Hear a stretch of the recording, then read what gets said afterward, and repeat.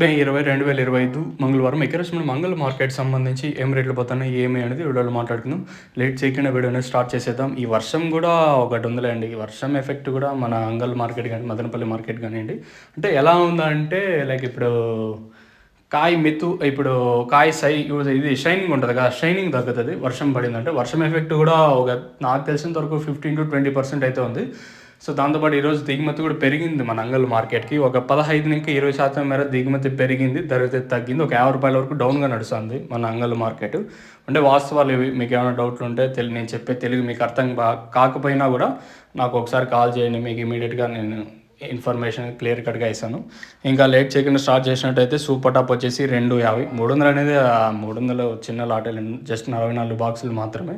సరే మీరు అది అయితే కన్సిడర్ చేసుకోవద్దండి. క్లాస్ అంతా 180, ఇంకా 220, ₹230 వరకు క్లాసు.